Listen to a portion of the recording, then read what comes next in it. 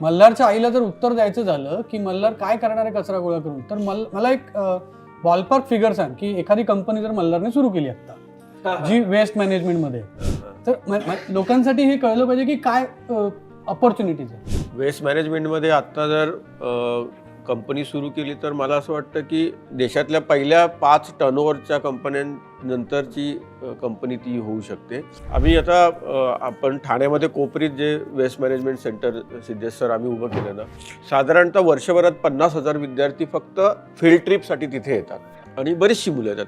MSc वाली मुलं येतात, हे इंजिनिअरिंगची मुलं येतात. मी म्हटलं अरे तुम्ही व्हिजिट करताय सगळं ठीक आहे, तुमच्यापैकी कोण भंगारवाला व्हायला तयार आहे?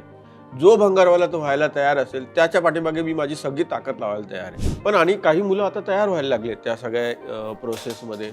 आता माझा एक मित्र आहे, त्याने शहाळ्यांचा व्यवसाय सुरू केला.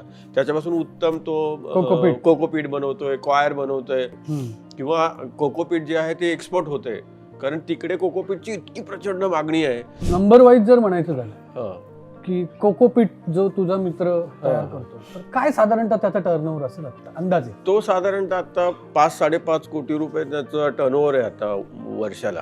फक्त शहाळी जमा फक्त करून शहाळी. त्याचं कोकोपीट. मी ना एक छोटं ब्रेकडाऊन करतो. आज जे आपण हे जे सगळे सॉफ्ट ड्रिंक पितो, ठीक आहे, त्याची recycle value is 15 rupees per kg. So that is rPET आपण म्हणतो त्याला. सो आता हे जे सगळे कोकोकोला आहे, बिस्लरी आहे, या सगळ्यांना 30% कंपल्सरी रिसायकल प्लास्टिक यूज करायचे. ओके.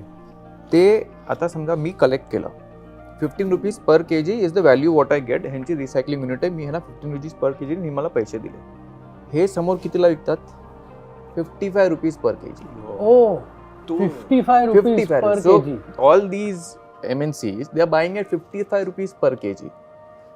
सो तुम्ही बघा हा प्रॉफिट मार्जिन कितीचा. आता इथे तर आता सिद्धेजी याच्यात आणखीन एक गंमत आहे की 55ला तो ॲग्रिगेटर विकतो, पण तो ॲग्रिगेटर ज्या रिसायकल कंपनीला जो विकतोय ना, त्याला 70 रुपये मिळत आहेत. ओके, बरं तो 70 रुपये रिसायकलर जो आहे तो 70 रुपयाला जो घेतोय, तो जेव्हा त्या प्रोडक्ट बनवणाऱ्या कंपनीला विकताना तो परत 150 रुपयाला विकतोय. त्यामुळे 25 रुपयांनी घेतलेली ती 150 रुपयाला जाते. सो हे जेव्हा हँड चेंज होतात ह्याच्यामध्येच प्रत्येक सेगमेंटला प्रॉफिट मिळतं.